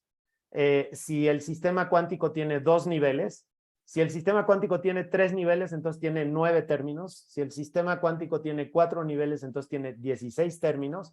O sea, 4 por 4, 16, o 3 por 3, 9, o 2 por 2, 4. Mientras que la ecuación de Schrödinger simplemente tiene 1, 2, 3 o 4 términos, 5, 6, 7, 8, pero la otra tiene elevado al cuadrado, ¿no? Entonces, mientras una tiene, por ejemplo, si la ecuación de Schrödinger tiene 4 elementos, la ecuación de von Neumann tiene 16. Entonces, la idea es que hay que desenvolver a la ecuación hay que desenvolver a esta cosa de aquí que se llama ρ, esa se llama matriz de densidad. Hay que como desenvolverla y convertirla en una hilera de números para poder resolver problemas con computación cuántica. Entonces, lo que yo estoy tratando de hacer es como seguir la idea original de Feynman, de utilizar a la computación cuántica para simular a sistemas físicos de la realidad. Entonces, lo que empecé a simular actualmente, les muestro las gráficas, están bien bonitas. Entonces, lo que estoy simulando en estas gráficas es una resonancia magnética nuclear, que es una cosa que ustedes saben se usa en medicina, pero también sirve para otro montón de cosas. Y por ejemplo, en la gráfica que ven a la izquierda, no sé si ven que hay bolitas y hay líneas continuas. La línea continua es el algoritmo clásico y las bolitas es el algoritmo cuántico. Entonces quiere decir que más o menos el algoritmo cuántico y el clásico dan el mismo resultado, ¿no? Y también lo he probado para sistemas más grandes. Esto también es resonancia magnética nuclear, pero es en lugar de ser una molécula chiquita, es una molécula más grande. Entonces, lo que he logrado hacer es resolver la ecuación de von Neumann para sistemas, o sea, en mecánica cuántica, ¿no? Y para eso utilizo unas técnicas que se llaman del álgebra de Lie, ¿no? Y entonces digo, como para que se den una idea de cómo se ven las cosas en este mundo, el programa que ustedes ven a la izquierda es mi algoritmo, que no se puede escribir en cuántico directamente, o sea, hay que escribirlo en algún lenguaje primero. Entonces, en este caso estoy utilizando un paquete que se llama Qiskit, que es el paquete de IBM, que es la computadora que yo uso, y el paquete Qiskit sirve o sea, programo en Python y ese programa se transpila, se dice así. Compilar un programa es como a partir del código generar un archivo ejecutable que es el que realmente corre el programa. Y en este caso se transpila el programa, o sea, que quiere decir que el programa queda escrito como en un lenguaje cuántico que puede entender la computadora cuántica, se manda a la computadora cuántica y la computadora cuántica lo ejecuta. Bueno, y el programa que ven a la izquierda, que en realidad es bastante más largo, pero solo pude poner ese pedacito, se ve como lo que tienen a la derecha, ¿no? Lo de la derecha, que es como esta como partitura de música, es el programa cuántico.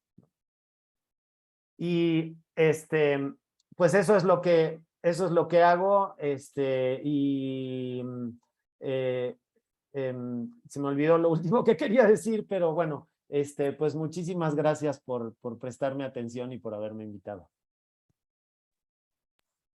Muchas Gracias, gracias, Alex. Alejandro. ¿Quieres comentar, querida Silvia? No, solo le iba a agradecer. Ah, ok, No, ok. dale, sigue.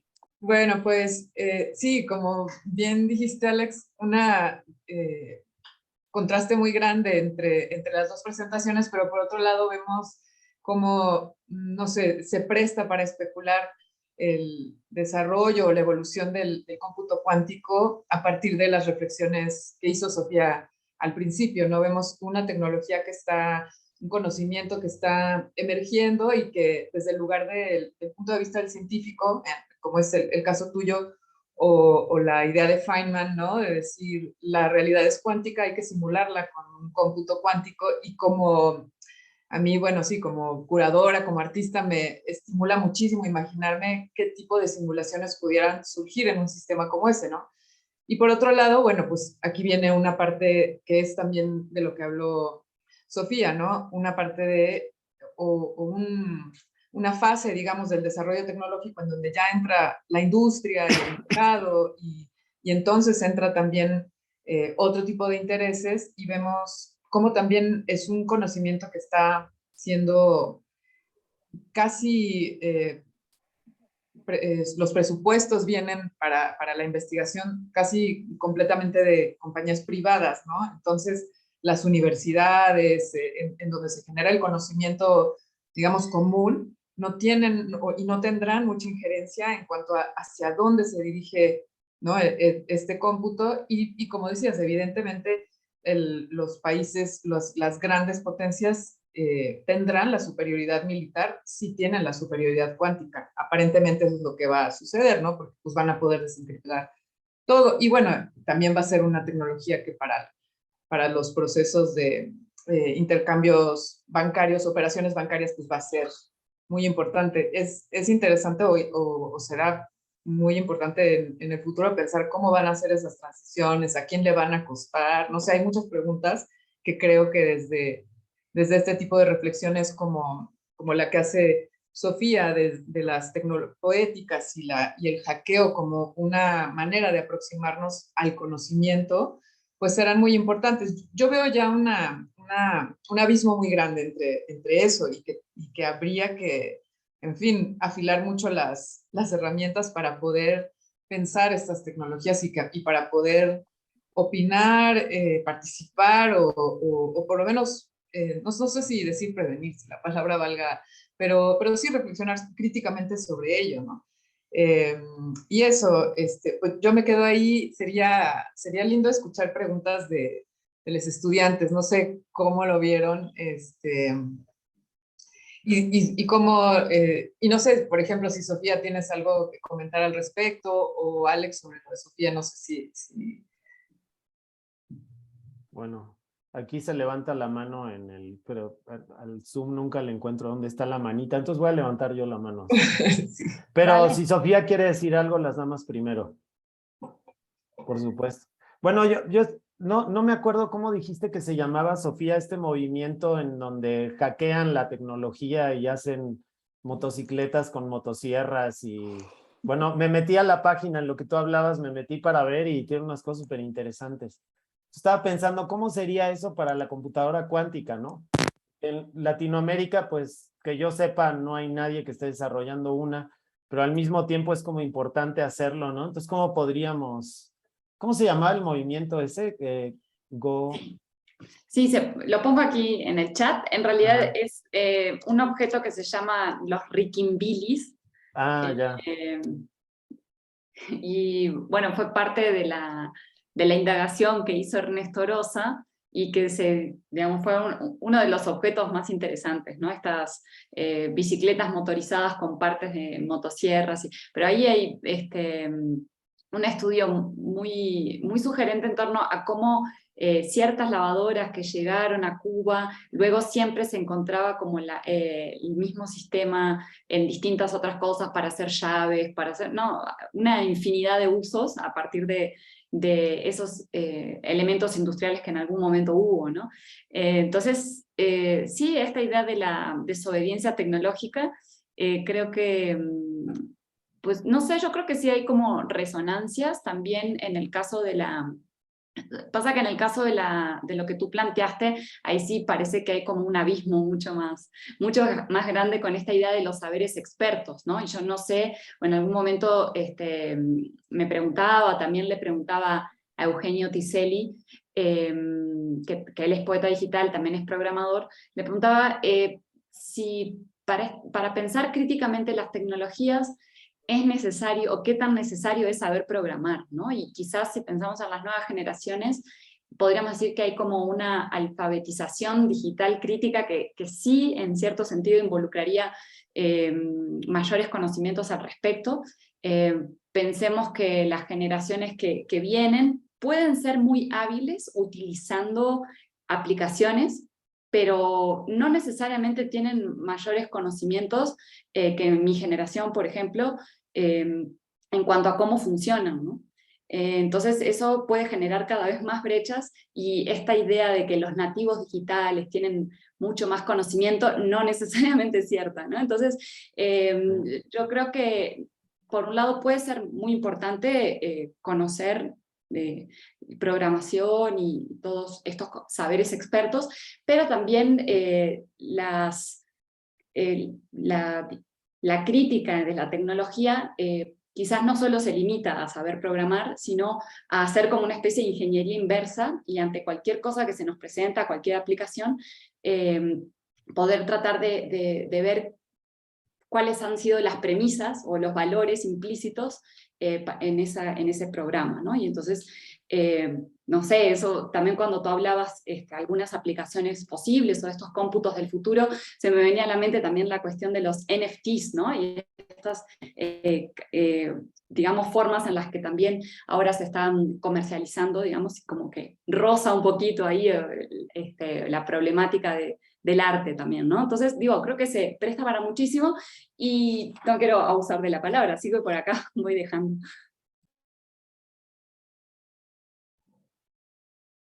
Muchas gracias, Sofía. Ay, estás muteada, Silvia. Quisiera intervenir, que tampoco encontré la manito mientras se animan los compañeros y las compañeras. Bueno, sí, yo también pues estoy tratando como de organizar un poquito ahí todo lo que suscitaron las dos presentaciones en respuesta a lo que preguntabas, Sofía, sobre la palabra que acá utilizaríamos, acá utilizamos mucho el cacharreo, la palabra cacharreo, como para hablar de estas apropiaciones que van un poco más allá de cualquier cosa. Ese, como para que lo añadas a ese mapeo tan interesante. Y hablando de coincidencias, pero ya eso será tema de una conversación más larga, pues este tema a mí me atraviesa completamente, pues porque toda mi investigación doctoral fue también respecto a la apropiación de tecnología con propósitos contrahegemónicos. Entonces, escuchándote, además de emocionarme mucho de que a alguien más le interese eso, pues también encontré muchos puntos de unión. Mi estancia doctoral fue con Claudia Kozak en Ludión. Entonces, pues sí tenemos como tenemos mucho de qué hablar, Sofía. Espero que podamos tener el tiempo más adelante.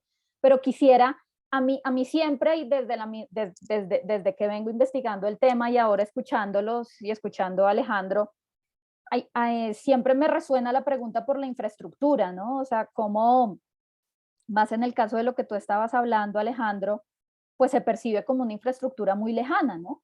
Tan solo desde el nivel de experticia, pues de lo que demandaría poder acceder a la computación cuántica, pero ya no sé si es una pregunta fácil de responder, pero ¿tú crees, Alejandro, que existirá la posibilidad de acceder a esas infraestructuras en un futuro corto, no sé, 5 años o algo así?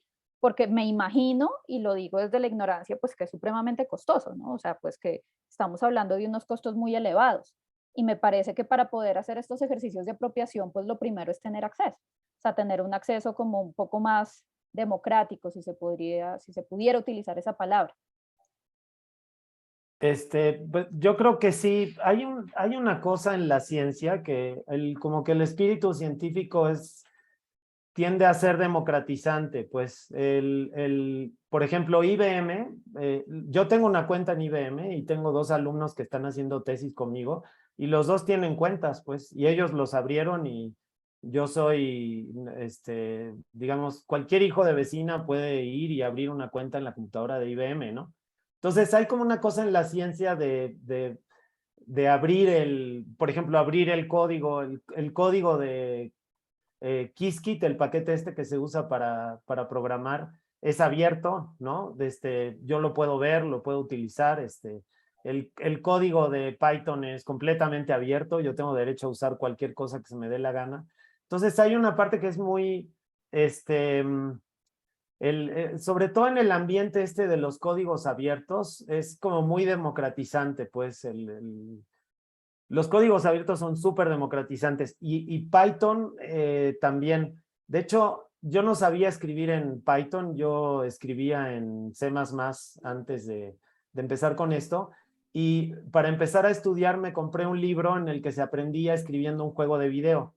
Y el cuate que lo escribió es un maestro norteamericano que vive en Alaska y que está muy preocupado por cómo darles el poder a jóvenes de clases bajas para poder programar sus aplicaciones y tener como una forma de sustento a través de Python. Y el cuate lo explica en el libro. De hecho, por eso me compré el libro, porque me gustó mucho su discurso. Y aparte el libro no solo es un buen libro que tiene de entrada un discurso con el que estoy de acuerdo, sino que está súper bien escrito, está escrito como con amor y como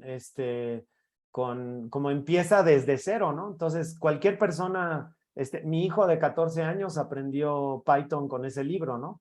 Entonces, pues sí, digamos, las computadoras cuánticas por ahora son carísimas, pero muy pronto van a ser muy baratas, ¿no? Esa última que les mostré, que era una cajita así, yo creo que pronto va a ser muy barata y aparte va a ser muy fácil de usar. Pero lo interesante es que nosotros en Latinoamérica hiciéramos un Riquimbili cuántico, ¿no? Que digamos que hackeáramos alguna tecnología preexistente y que tratáramos de hacerlo, ¿no? El problema es que, pues, para eso, pues, bueno, eso con presupuesto cero no se puede hacer, ¿no? Se necesita un poco de presupuesto por lo menos. Pero digamos que todo lo demás ya está disponible, ¿no? el lenguaje de programación, los algoritmos, eso todo es libre, ¿no? Si se fijan en YouTube, todos los cursos de cosas científicas son gratis. Entonces, como que la ciencia tiende a ser como muy democrática. Los cursos así de computación cuántica, salvo los del MIT y todos esos que son completamente innecesarios, todos los cursos en YouTube son gratis. Como que todas las cosas técnicas son gratis. Hay cursos de Python en línea. O sea, hay unos cursos que cuestan, pero pues hay un montón de cursos y de recursos que son gratis, ¿no? Si tú te metes a la página de Python, todo es gratis. Como que se ve que hay gente que está preocupada porque esas cosas sean libres y sean gratis. Entonces yo creo que no creo que estemos tan lejos. Y luego otra cosa, digamos, otro obstáculo podría ser, uy, la mecánica cuántica es muy difícil de entender, entonces se necesita alguien que ya sepa.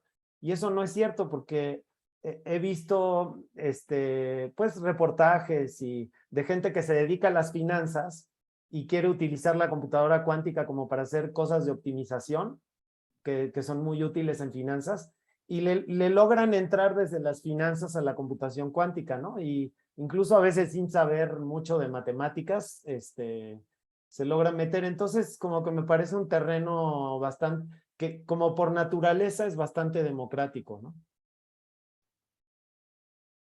Sí, mira que mucho de lo que estás mencionando ahora, Alejandro, pues hace eco a lo que nos decía Sofía con toda la ética hacker, ¿no? De la defensa de la cultura libre, el bien común.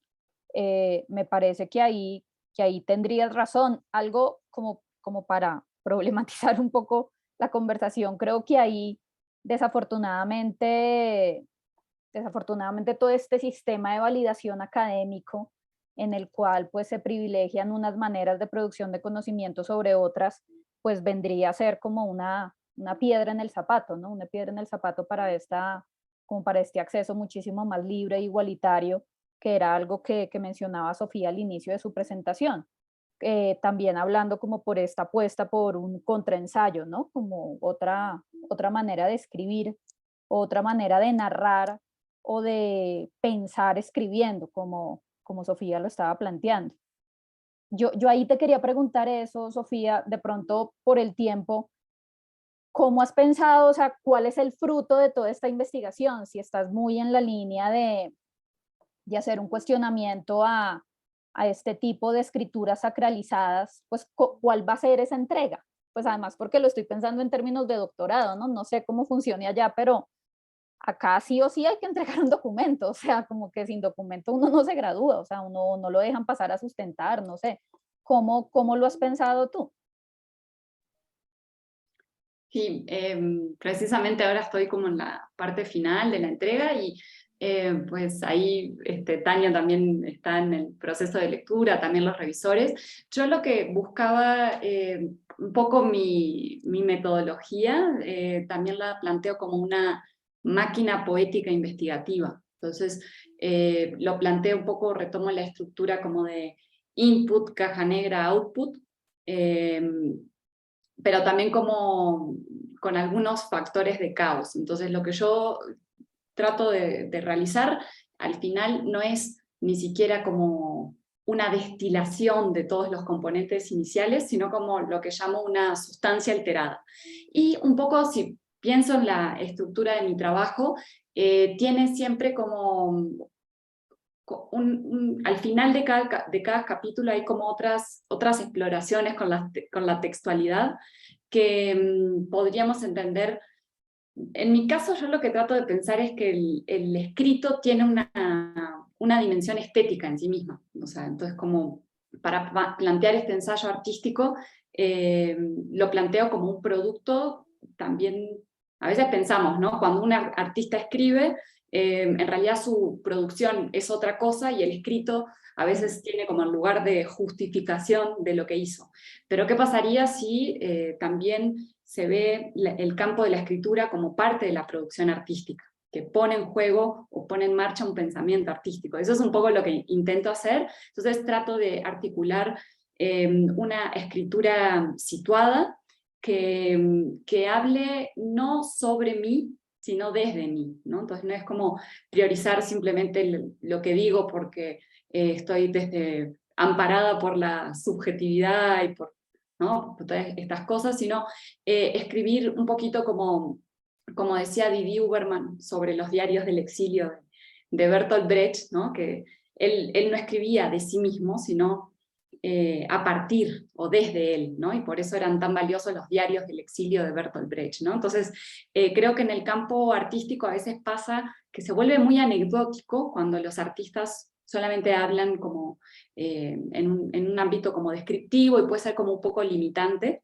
y muy ególatra también. Entonces yo quería una escritura implicada, pero no, digamos, un monólogo en torno a mí. Yo quería articular distintas voces. Entonces, bueno, la apuesta del ensayo artístico es que tenga este carácter como de pensamiento puesto en marcha, como laboratorio de investigación, para mí es la escritura, y como una calidad, una cualidad estética en el propio ensayo. Entonces eso es lo que intento, lo tendrías que leer, así como lo están leyendo ahora mis revisores, pero trato de articular como otros atisbos de escrituras que quizás son un poco atípicos para una tesis, pero es que para mí era muy importante preguntarme sobre estos formatos y estas escrituras formateadas de la academia. Entonces, bueno, me atreví un poquito a desafiar estas estructuras. Bueno, a ver qué tal, me falta defender todavía, pero en eso voy. Ok, Shakti, cuéntanos. Hola, ¿cómo están? Muy interesantes las ponencias de hoy, de verdad que son temas que pues necesitamos hablar en el contexto en el que estamos. Y yo quería hacerle una pregunta a Alejandro. Digamos que pensándolo como desde la perspectiva de las facultades de artes, ¿tú cómo concibes la composición desde la perspectiva de lo cuántico? Digamos que de alguna forma la primera impresión que tenemos hacia lo cuántico es la composición a partir de la energía. ¿Cómo crees que se podría desarrollar este tema de la conversación artística a ese nivel o a ese grado de conversación? Uy, qué pregunta tan difícil, no sé si la entendí. Bueno, no sé, yo creo que, digamos, hay una parte en la plática en donde les hablé de Spinoza y de los hechos contrafactuales. Entonces, yo creo que ahí es donde está la mayor, digamos, no sé cómo decirlo, la mayor fuente de creatividad o sea, que se puede tomar de la mecánica cuántica, ¿no? Lo que explicaba hace un momentito, la mecánica clásica, que es lo que había hasta antes del siglo, poquito antes del siglo XIX, básicamente lo que decía es que uno simplemente hacía lo que las leyes de la física lo obligaban a hacer. O sea que cuando uno tomaba incluso la decisión más básica, o sea, por ejemplo, cuando un artista toma una decisión sobre qué es lo que va a hacer y cómo lo va a hacer y por qué lo va a hacer de esa manera, lo que decía la mecánica clásica es que lo estaba haciendo porque no le quedaba de otra, porque las leyes de la naturaleza así lo obligan y así lo dictan, ¿no? Entonces, en realidad, por ejemplo, si lo vemos así, lo que está haciendo Sofía es simplemente seguir las reglas de la física y las leyes de la física y no está haciendo absolutamente nada, o sea, no puede salirse del guión porque la mecánica clásica no se lo permite, ¿no? Porque no hay lugar para eso en el universo. Pero la mecánica cuántica como que abre el espacio para que uno tome decisiones, ¿no? O sea, como que abre el espacio para que haya libre albedrío, para que haya hechos contrafácticos, ¿no? O contrafactuales, no me acuerdo cómo se llamaban, que quiere decir que tú puedes decir, bueno, si yo decido esto, va a pasar tal cosa, si yo decido tal otra cosa, entonces va a pasar tal otra. Y hacerme la pregunta de qué hubiera pasado si yo hubiera escogido tal cosa y qué hubiera pasado si yo hubiera escogido tal otra, tiene sentido a partir de la mecánica cuántica. Entonces, digo, estoy haciendo mi mejor esfuerzo para responder una pregunta que está hecha en un lenguaje que es muy raro para mí, pero espero, o sea, yo pienso que ahí es donde está la fuente o sea, es como que hay una fuente que abre la posibilidad de que haya como libre albedrío, ¿no? Sí, bien, no, gracias. Pues obviamente yo también la sentí como bien compleja y precisamente por eso pues quería escuchar tu opinión.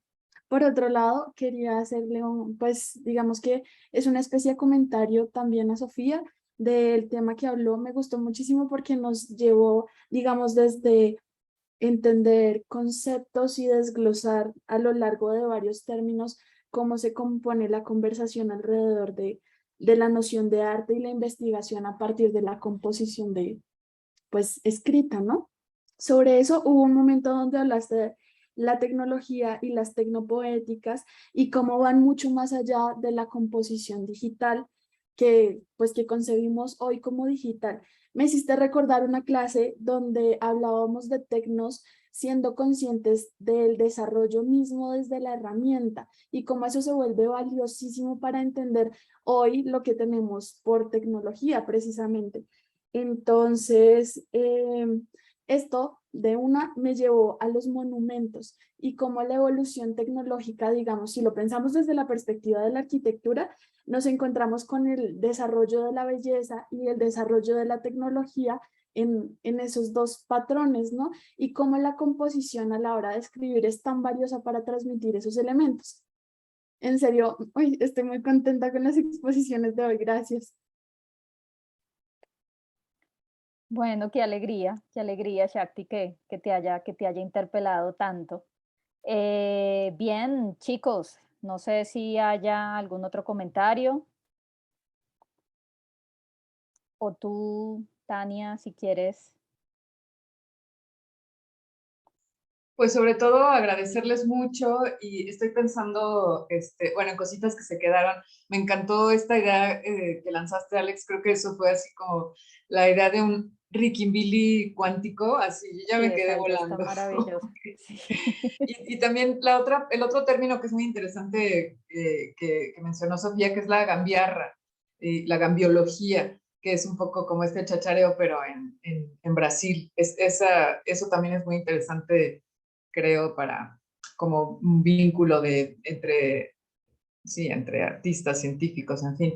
Y bueno, recomendarles el trabajo de artistas que están trabajando con cuántica, como Libby Haney, que hace un tiempo tuvimos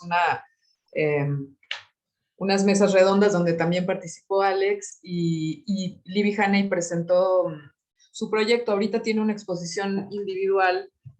Aquí lo voy a...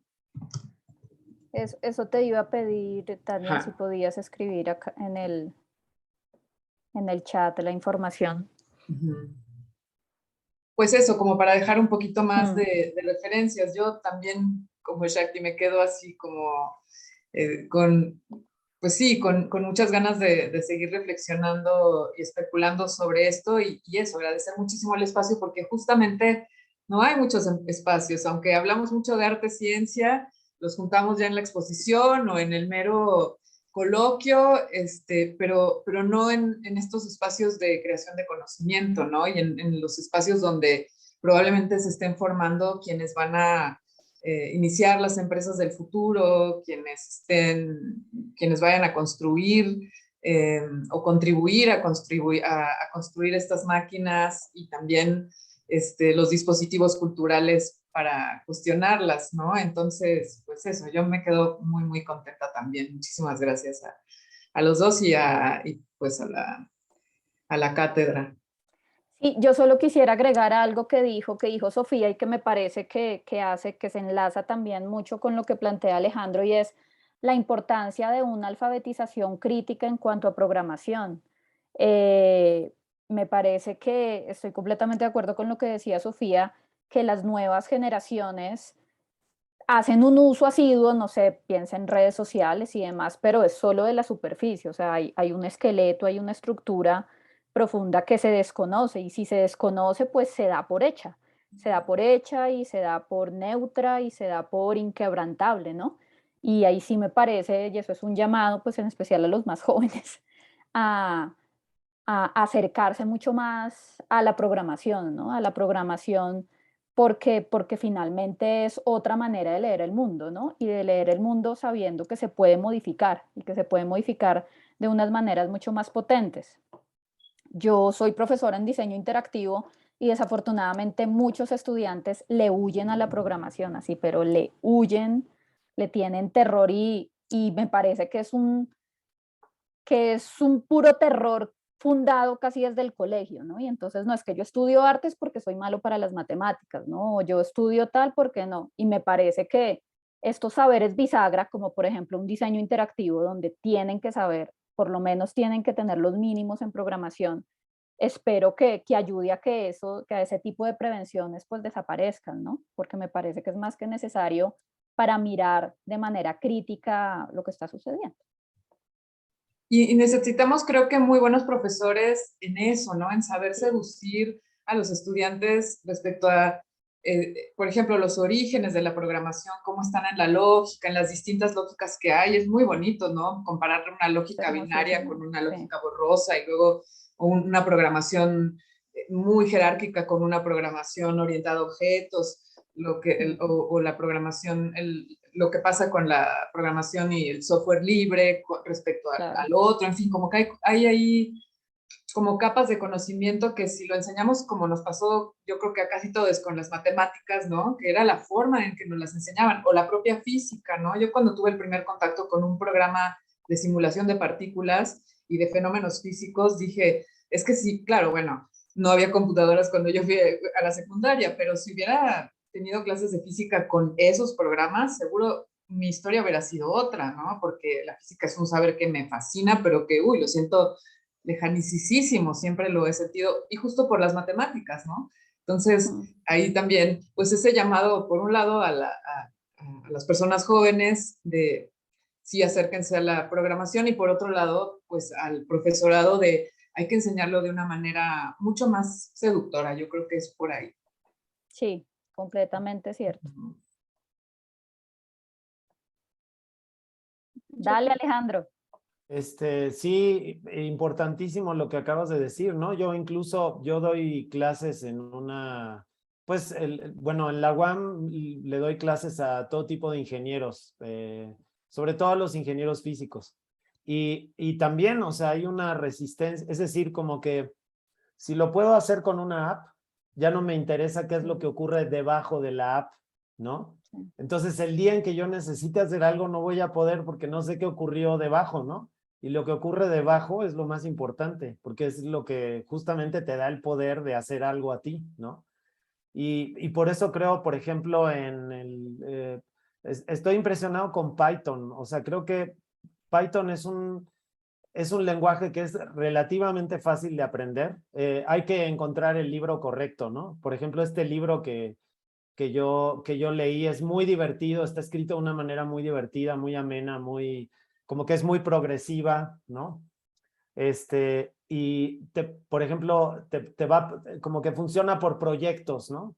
Entonces, en lugar de enseñarte temas, lo que te enseña son proyectos, ¿no? Entonces, finalmente acabas haciendo un juego de video, que es como una especie de Space Invaders, y hay una parte en donde puedes hacer una app que puedes subir a la red y te explica cómo hacer para subirla, ¿no?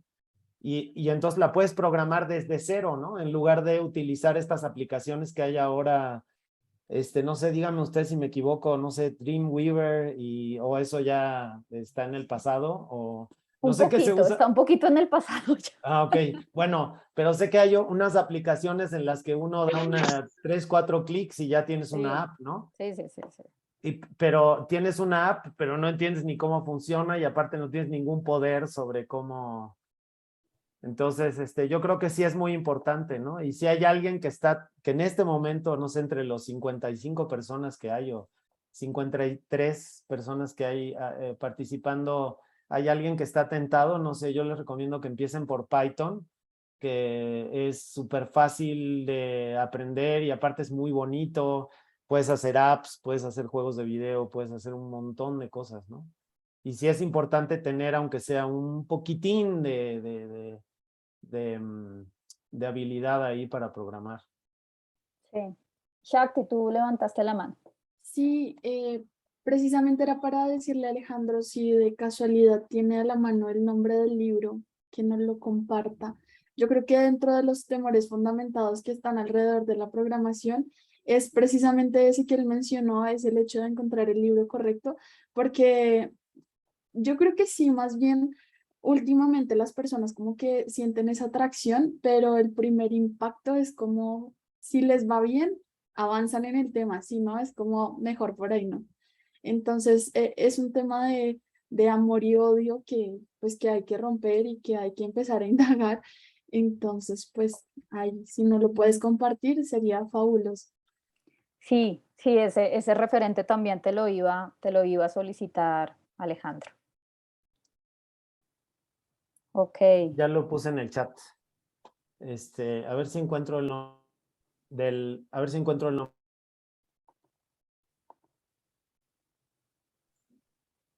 ¿Te muteaste, Alex? sí, Ah, Digo que estoy buscando el nombre del autor porque no encuentro como una imagen del libro para... ok, ok. ok. Pero ese libro Ah, ya yo lo lo vi. recomiendo mucho. Sí, también, bueno, y también pues acercarse un poco más, me parece también muy pertinente lo que dijo Sofía de alejarnos de esta idea del hacker, de este hacker delincuente que tanto daño nos ha hecho. Hay unas comunidades de hackers, me imagino que en México habrá muchísimas, acá en Colombia, en Bogotá, hay unas de mucho trabajo colaborativo, que eso es casi un mínimo en la ética hacker. Entonces también una invitación a que pues, nos acerquemos a ese tipo de encuentros colaborativos, porque creo que pues en especial en los momentos, en los procesos de formación, pues acercarse a estas otras maneras de construir conocimiento, pues es fundamental, ¿no? Es absolutamente fundamental. Bueno, voy a mirar acá.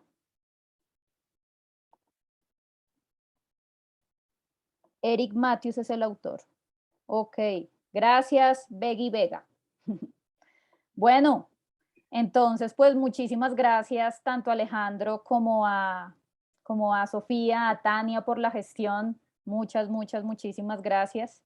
Creo que, pues espero que estén en silencio por la cantidad de pensamientos que les ha generado las dos presentaciones, porque sí, para mí fue muy emocionante. Nuevamente, muchas gracias.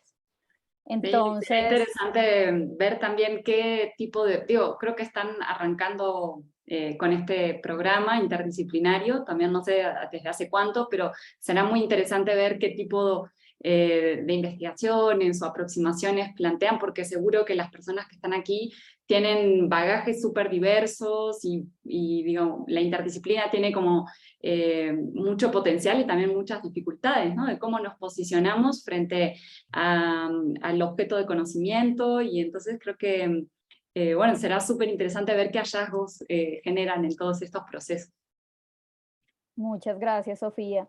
Y bienvenidos cuando deseen volver a socializarnos avances en sus investigaciones o en sus procesos. Acá estaremos felices de recibirlos, Sofía, Alejandro, Muchas para que gracias. no se olviden de nosotros. No, Bueno, para nada. Muchas gracias por la invitación. ok, Muchas gracias. bueno. Entonces vamos a dar por finalizada